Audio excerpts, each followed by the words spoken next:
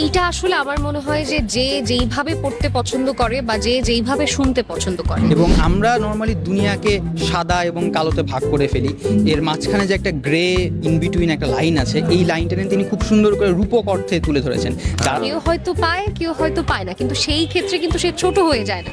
তার জীবনটা হয়তো অন্যভাবে মানুষের কাছে পরিচিত, আবার যে নোবেল পেয়েছে তার জীবনটা হয়তো অন্যভাবে পরিচিত। লেখার বা বইয়ের সবকিছু তুলে ধরা সম্ভব হয় নাই। এটা হ্যারি পটারের ক্ষেত্রে সেম হইতে পারে, যে হচ্ছে মেইন বই যারা পড়েছেন বা যারা পটার হেড আমার মতো, তারা অবশ্যই এটা বুঝতে পারবেন যে সম্পূর্ণ একদম ব্যক্তিগত একটা ভাবনা যে আমি শুনবো বেশি বা আমি পড়বো বেশি। তবে আমি বলবো যে বই পড়াতেই বেশি আনন্দ।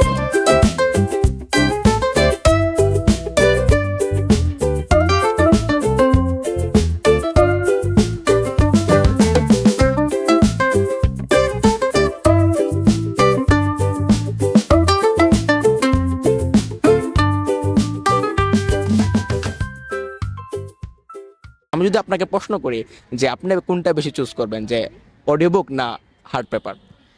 আমার জন্য তো ফিজিক্যাল কপিটাই আসলে অনেক গুরুত্বপূর্ণ, এবং আমি সবসময় হার্ড কভারে পড়তেই পছন্দ করি।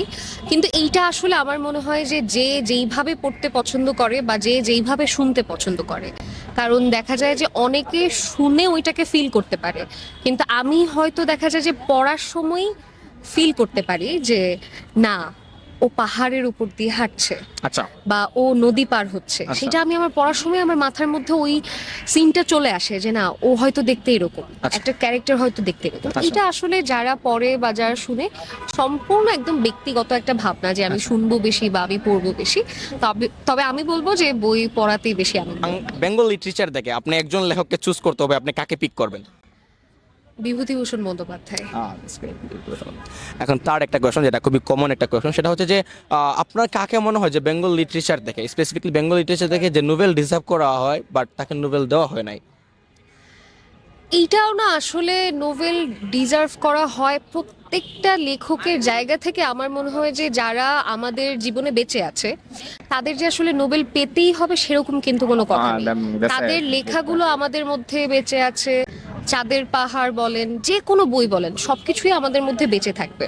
সো সেই হিসেবে আমি ওই জিনিসটা বলতে চাই না যে সে ওইটার যোগ্য।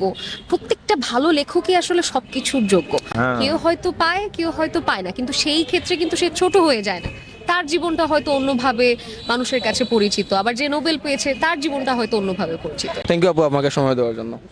কি হচ্ছে, আমার বন্ধু বান্ধব যে বাজারে আছে তারা কি করে যে অডিও বুকের প্রতি একটা মানে অবসেশন চলে আসে, যার হচ্ছে কি করে তারা যখন বইটা পড়তে চায় তখন একটা বিরক্তি চলে আসে। তো আমি যদি আপনাকে প্রশ্ন করি যে আপনি কোনটা চুজ করবেন, যে অডিও বুক না হার্ড পেপার? আচ্ছা, এখানে শুধু অডিও বুকের ব্যাপারটা না, এখানে আমরা দেখছি যে কমন বা পরিচিত বা হচ্ছে খুবই সাড়া ফেলেছে এরকম গল্পগুলো একটা সময় হচ্ছে আগে অডিও বুকে কনভার্ট হইতো, তার পরবর্তীতে যখন চলচ্চিত্রের যুগ আসলো, মুভিতে অ্যাডাপ্টেশন হইলো, এবং আমরা রিসেন্টলি দেখতেছি অনেক অসাধারণ অসাধারণ বইয়ের অসাধারণ সিরিজও আছে।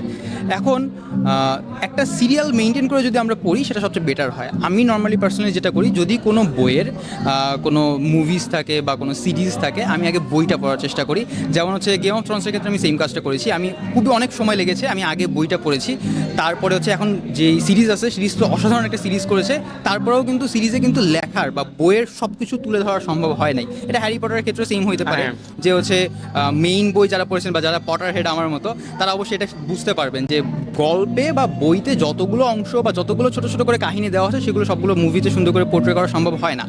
তার কারণ হচ্ছে আমরা যখন একটা বই পড়ি, আমাদের বইতে আমাদের ইনপুটটা শুধুমাত্র ভিজুয়াল ইনপুট হচ্ছে, ভিজুয়াল ইনপুটও না, আসলে আমরা শুধুমাত্র টেক্সট লেখাটা পড়তেছি। তো এখানে আমাদের ভিজুয়াল ইনপুটের একটা ব্যাপার আছে, এখানে আমাদের অডিও ইনপুটের একটা ব্যাপার আছে, আর এখানে হচ্ছে আমরা নর্মালি ফেশিয়াল এক্সপ্রেশন দেখে যেরকম অভ্যস্ত মুভিতে, সেই জিনিসগুলোকে আমাকে ইমাজিন করে নিতে হয়। তো আমার মনে আছে যে আমি ছোটোবেলায় যখন বই পড়া শুরু করছি বা শিখছি, খুবই ছোটোবেলায়, তখন হচ্ছে আমার বড় ভাই, এক খুবই পরিচিত এক বড় ভাই বলেছিলেন যে যদি তুমি কোনো বই পড়ার চেষ্টা টার্গেট করো, আগে বই পড়বা, তাহলে তোমার ইমাজিনেশন পাওয়ারটা বাড়বে, তারপরে ওই রিলেটেড যদি অডিও বুক থাকে তাহলে অডিও বুক, অথবা যদি হচ্ছে মুভিজ থাকে অথবা সিরিজ থাকে তাহলে তারপরে সেটা দেখবা। এদের যেটা হবে ফার্স্ট অফ অল ইমাজিনেশন পাওয়ারটা বাড়বে, আর সেকেন্ডলি হচ্ছে আমি যেরকমভাবে চিন্তা করতেছি, এটা খুব কমন হয় যে আমি একটা চরিত্রকে হয়তো বা এরকমভাবে চিন্তা করছি, মুভিতে হয়তো এরকম হয় না, এটা খুব কমন একটা সমস্যা বা কমন একটা ফিনোমেনন হতে পারে। মূল কথা হচ্ছে আমাকে ওই ইমাজিনেশনটা আগে করে নিতে হবে। আমি আগে হার্ড কভারের বই প্রেফার করব, তারপরে হচ্ছে অডিও বুক, যেটা আপনি অডিও বুকের প্রশ্ন করেছেন, আমি তার সাথে মুভিসগুলোও নিয়ে আসলাম। আমার মূল প্রেফারেবিলিটিটা থাকে হচ্ছে আগে হার্ড কভার আমি পড়বো বা বইটা আমি পড়বো। ইভেন আমি এখন হচ্ছে পিডিএফ বা হচ্ছে এখন তো অনেক ইপাব পাওয়া যায়, আমি ওই অনলাইনের যে বইটা ওই বইটা না আমি সেটা ঠিক পড়ে উঠতে পারি না, আমার কাছে খুব প্যারা লাগে। আমার ওই পিডিএফ দেখে বই পড়াটা ওই পুরা জিনিসটা আসলে আমার কাছে প্যারা দেখ মনে হয়। আমার কাছে মনে হয় হার্ড কভার আমি হাতে নিয়ে বই পড়বো, পৃষ্ঠা উল্টায় পড়বো, এটা সবচেয়ে বেটার হয়। তারপরে এখন হচ্ছে যেহেতু অডিও বুক এটাও এক ধরনের শিল্প, এটাও এক ধরনের আর্ট, সেটাও এনজয় করার অনেকগুলো ব্যাপার আছে, অনেকগুলো জায়গা আছে, অনেকগুলো সুন্দর সুন্দর বিষয়গুলো অ্যাড করা হয়। আপনি যেটা বলেন যে ব্যাকগ্রাউন্ড সাউন্ডটা, তারপরে ভয়েস আর্টের যে ব্যাপারটা, এই বিষয়গুলো আমরা বই পড়ার পরে যদি এনজয় করি তাহলে খুব ভালো করে কোরিলেট করতে পারবো। ভাই টু বি অনেস্ট আপনি ভেরি ক্যান্ডিডেট, আপনার এক্সপ্লেনেশনটা অসাধারণ, আপনি চেক করতে পারবেন ভিডিওতে, সবগুলো আপনি কম্পেয়ার করতে পারবেন, ভালো লাগছে। অদ্ভুত হতে দেখেন বেঙ্গল লিটারেচার, হ্যাঁ এটা বিগ একটা এম্পায়ার, রাইট? হ্যাঁ। সো এই বেঙ্গল লিটারেচারে আমি যদি অনেক প্রিয় লেখক আছে, অনেক লেখিকা আছে, আমি যদি বলি যে আপনি একজনকে চুজ করতে পারবেন, আপনি কাকে পিক করবেন? It's a very tough question. আমার সবচেয়ে ফেভারিট রাইটার হচ্ছে সৈয়দ মুস্তাফা আলী।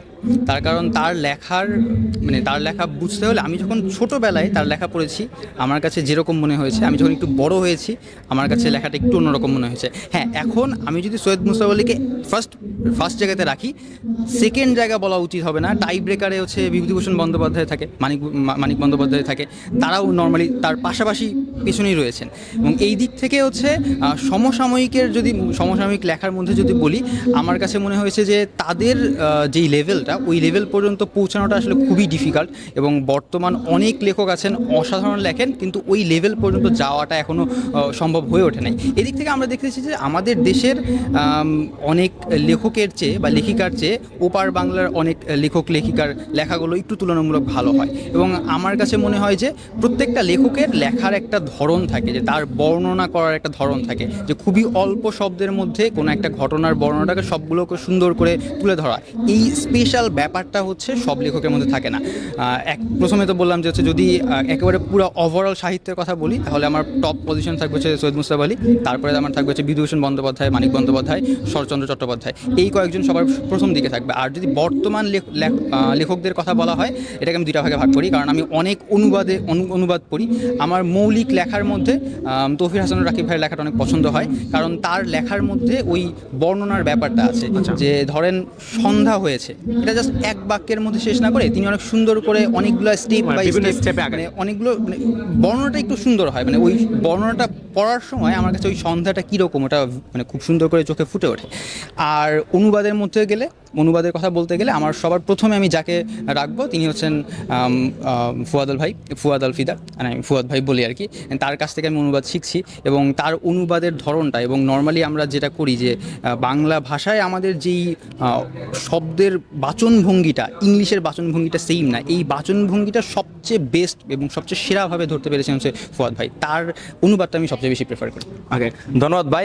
তার যে কোয়েশনটা আমি ইউজুয়ালি সবাই আস্ক করছে, এটা আমি আপনারা করবো না, আপনাকে একটা ডিফারেন্ট কোয়েশন আস্ক করবো। এই কারণে, কারণ আমরা জানি যে সুলাইমান ভাই তিনি একটা কারণে বিখ্যাত, এটা হয়তো আপনি নাও জানেন অথবা জানতেও পারেন, সেটা হচ্ছে যে আপনি সবচেয়ে বেশি থ্রিলার বই পড়েছেন। হ্যাঁ, এটা আমাদের কানেও আসে, সব আমরা জানি। সো আমি যদি আপনাকে প্রশ্ন করবো যে একটা বই আপনার সবাইকে সাজেশন দিবেন, থ্রিলার বই কোনটা দিবেন? আসলে থ্রিলার জনরাটা অনেক বড় জায়গা। এখানে আরেকটা কথা একটু বলে রাখা দরকার, যেহেতু সুযোগ পাইলাম, যে ম্যাক্সিমাম মানুষজন মনে করে যে আমি হয়তো বা থ্রিলারই পড়ি। আসলে ব্যাপারটা এরকম না, আমি সব রকমের বই পড়ি। তবে যেহেতু শুরু করেছি মাত্র এবছর, আমি থ্রিলার নিয়ে কাজটা একটু বেশি করেছি। আমার প্ল্যান আছে আমি ধীরে ধীরে সবগুলো নিয়ে আলোচনা করব। আর থ্রিলারের মধ্যে যদি একটা লেখা পিক করতে বলা হয়, তাহলে আগাথা ক্রিস্টির murder on the Orient Express, এই লেখাটা আমার কাছে সবচেয়ে সেরা মনে হয়েছে। কারণ আমরা থ্রিলার বলতে যে শুধুমাত্র খুনের ব্যাপারটা বুঝি বা অপরাধের ব্যাপারটা বুঝি, এখান থেকে তিনি একটু সরে এসেছেন। এবং আমরা নর্মালি দুনিয়াকে সাদা এবং কালোতে ভাগ করে ফেলি, এর মাঝখানে যে একটা গ্রে ইন বিটুইন একটা লাইন আছে, এই লাইনটা নিয়ে তিনি খুব সুন্দর করে রূপক অর্থে তুলে ধরেছেন। যারা এই লেখাটা পড়েছেন তারা অবশ্যই বুঝবেন যে এটা আসলে গতানুগতিক থ্রিলারের চেয়ে একটু অন্যরকম।